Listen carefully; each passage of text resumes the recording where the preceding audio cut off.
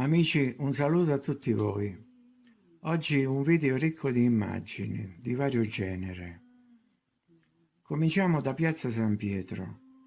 Questa prima parte si potrebbe intitolare anche Milioni di turisti e visitatori all'anno, ma nemmeno un architetto o un ingegnere.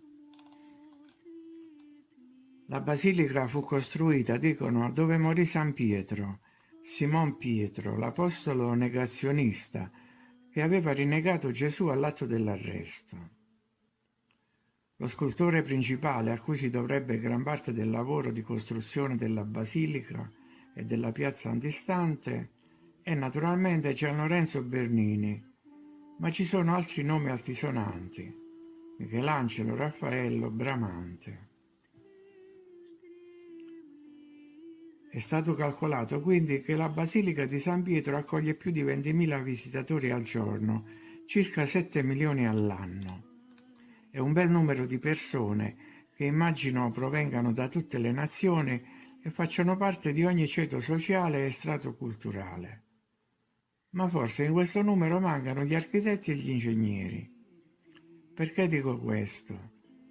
Perché se ci fosse stato fra loro un architetto o un ingegnere, forse non si sarebbe accontentato della guida scritta da un gesuita, ma si sarebbe posto delle domande e avrebbe magari scritto un articolo o addirittura pubblicato un libro diverso da una guida turistica. Però, visto che questo non è avvenuto, salvo errori, se ne può dedurre che non ci fossero tali visitatori specializzati. Ma quali domande avrebbero potuto porsi questi professionisti? Vediamo. Sulla piazza c'è un obelisco di 40 metri, per esempio, e avrebbero potuto chiedersi con quali mezzi fosse stato innalzato e se fosse sostenibile la tesi dell'impalcatura, come mostrano alcune stampe. Personalmente credo che l'obelisco non sia mai stato mosso di là, dove i giganti l'hanno sistemato. Ma andiamo avanti.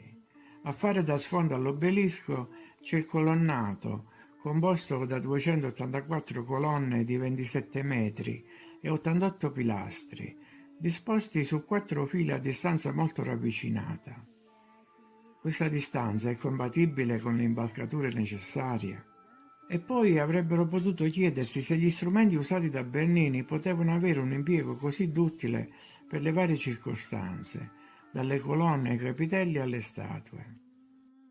I lavori attribuiti a Bernini, infatti, sono davvero tanti, troppi per un giovane solo appena arrivato in città.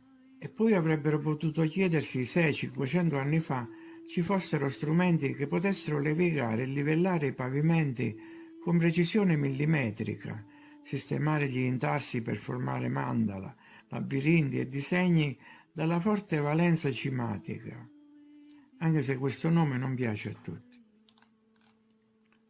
E in quale officina fossero state ruotate le colonne in porfido e levigate a specchio quelle di alabastro, per poi essere trasportate all'interno e issate. E con quali mezzi fossero state sollevate le statue disposte in cima, o con quali impalcature fossero armati i cassettoni delle volte per poi essere dipinti e ornati. Ad uno sguardo più attento, inoltre, l'altezza delle porte avrebbe potuto suggerire l'altezza dei costruttori, l'altezza della loro intelligenza, la differente mentalità. E come fosse stato possibile concepire una visione d'insieme senza una progettazione computerizzata che tenesse conto delle prospettive e delle proporzioni, a cominciare dalla pianta stessa. E chiedersi quale tecnologia meravigliosa ci fosse secoli fa per ottenere il baldacchino con le sue colonne ritorte, e se magari il baldacchino non fosse una centrale elettrica per ricavare energia dall'etere. Infine avrebbero potuto notare la presenza ricorrente del simbolo della spirale e collegarla a tutte le opere della passata civiltà in tutti i continenti. Ma ora passiamo ai Musei Vaticani, che raccontano altre storie incredibili, per noi inestricabili. storie di legami col mondo antichissimo, della presenza di un forte a stella, degli stretti legami con la cultura slava ed etrusca, che forse sono la stessa cosa.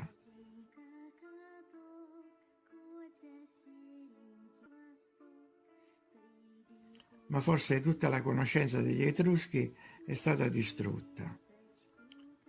Il museo è strapieno di simboli di ogni genere, svastiche, ma anche di strumenti allusivi, come martelli e cazzuole. Draghi, centauri, satiri, grifoni, esseri con le ali, angeli, amorini, giganti, creature mitiche. Credo che siano tutti realmente esistiti e che gli affreschi mostrino in parte quello che forse viene raccontato in tutti i particolari nei libri sotterranei.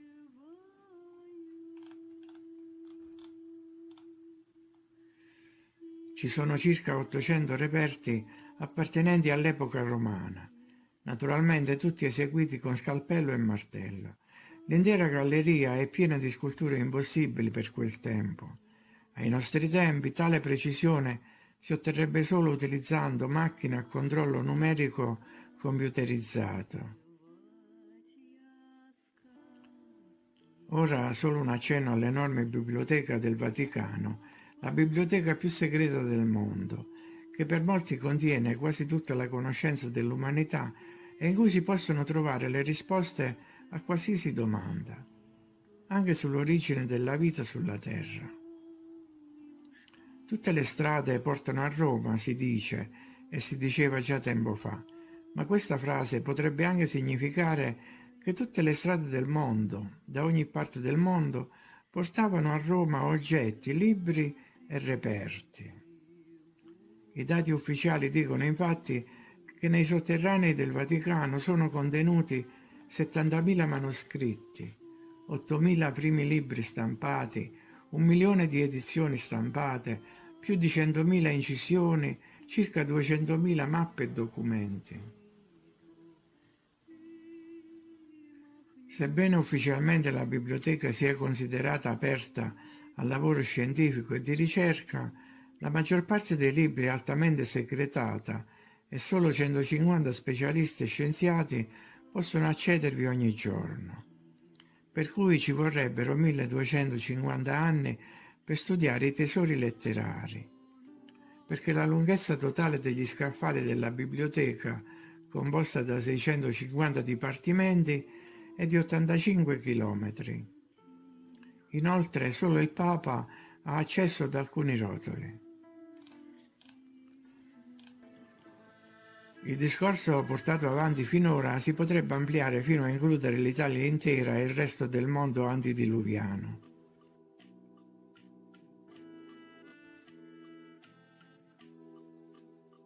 Ecco il vecchio mondo in queste vecchie foto.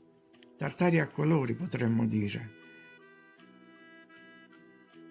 Foto di 100 anni fa che mostrano edifici risalenti probabilmente a 100 o più anni prima, ma sulla cui costruzione, mediante la tecnologia di allora, nessuno ha mai avuto dubbi.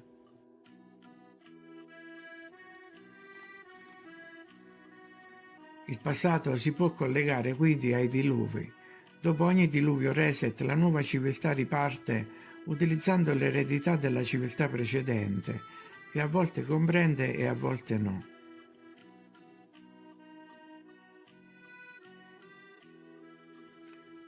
Dopo l'ultimo diluvio, diciamo di 200 anni fa, tutto è stato volutamente nascosto dai poteri dominanti, al fine di conservare il predominio, incamerando tutte le ricchezze del periodo precedente.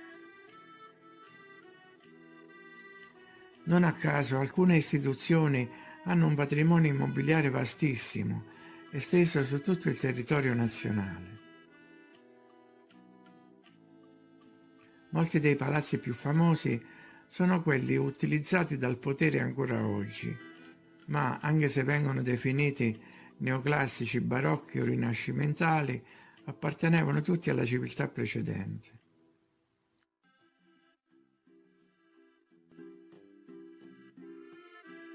Molti ricercatori convengono sul fatto che 500 anni fa il mondo fosse tutt'uno, con una sola lingua e una sola cultura.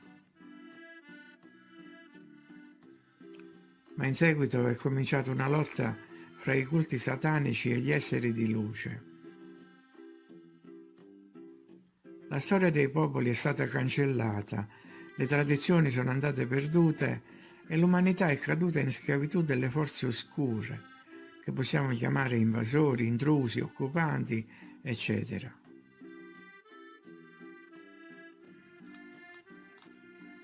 I tentativi di combatterli da parte delle restanti antiche civiltà, come potrebbero essere gli abitanti della Tartaria, sono falliti. È cominciato il regno di Satana.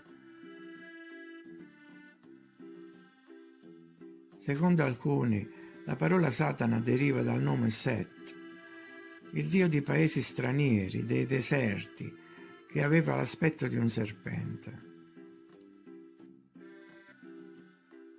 I popoli sono rimasti senza protezione e non hanno potuto resistere alle forze del male, che hanno distrutto la storia e tutte le conquiste culturali.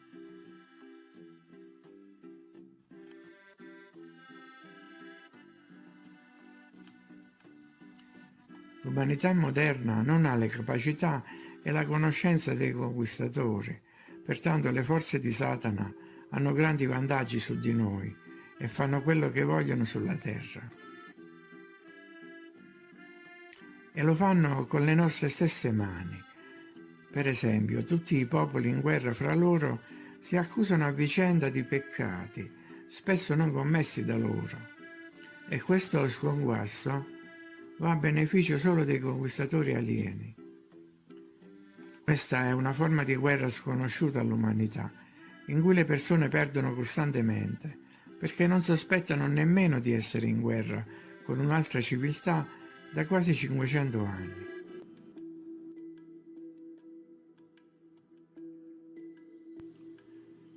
Si dice che i limoni siano stati introdotti in Europa solo nel XII secolo. Eppure in questo affresco di Pompei, distrutta dall'eruzione del Vesuvio del 79, sembrano esserci già. Anche questo recipiente, che sembrerebbe un samovar, è stato rinvenuto a Pompei e pare confermare un forte legame con la Russia. Infine, sempre a Pompei, è stato anche trovato un colapasta di bronzo risalente, dicono, al I secolo a.C. Forse cucinavano già gli spaghetti. Macchina elettrica per la pulizia delle strade, Berlino, inizio del 1900. Macchine diffuse già allora che oggi ci vengono riproposte come novità moderne. Colonna del tempio di Baalbek in Libano, perfettamente levigata.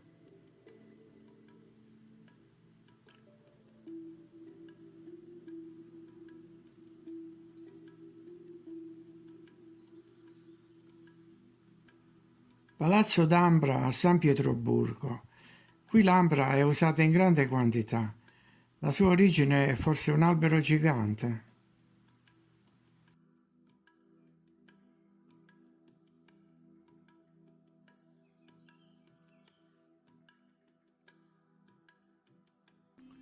Edificio stampato in 3D, non certo fatto da muratori e scalpellini.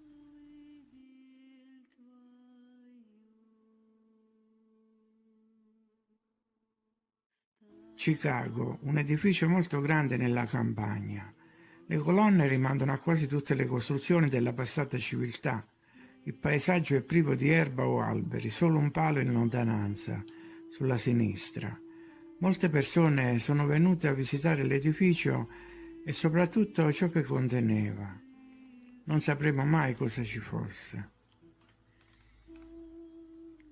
Anche i labirinti rimangono un mistero irrisolto. E perché il Minotauro era rinchiuso all'interno di un labirinto? Era una specie di gabbia energetica? Cataclisma, lo stesso soggetto trattato in tutte le culture, Sumeri, Assiri, Babilonesi, eccetera. Primo sottomarino russo del 1721. Kolugumalai, India, un tempio costruito già interrato? In passato c'è stata anche la pandemia del sonno in Austria e Francia nel 1916.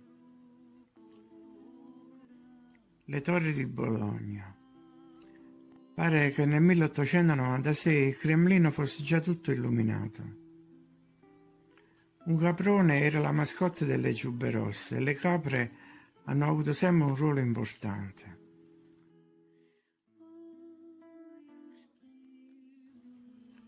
Metropolitana. Statue greche ritrovate in Russia. I cinesi sapevano della grande estensione dell'Antartide molto prima che fosse scoperta. Il politicamente corretto di 150 anni fa. Questi sembrerebbero i monoliti di 2001 Odissea nello spazio. Edificio con veranda, ma come si arrivava in cima? Il famoso accenno alla cupola. Sydney, nel 2018 lo scioglimento dei ghiacci non pare che fosse ancora iniziato. L'impronta del piede di Buddha, valutazione dell'altezza del personaggio dai 20 ai 30 metri. Ice Wall, muro di ghiaccio in Antartide, foto del 1912. Questa foto mostra una elegante carrozza che probabilmente in precedenza funzionava elettricamente, trainata da cavalli. La nuova civiltà cerca di fare i conti con la tecnologia di prima. L'anomalia di questo riutilizzo viene resa molto bene in quest'altra foto, che mostra la stessa situazione adattata ai giorni nostri. Con l'avvento o la riedizione della rete neurale si può dire che la realtà che già prima era finta sia definitivamente finita. È difficile distinguere, per esempio, se questi ritrovamenti siano veri. Si tratta di portali. Pare, e dico pare, che nei primi anni del Novecento molti enormi manufatti di pietra venissero ritrovati in posti remoti e poi soprannominati Stargates.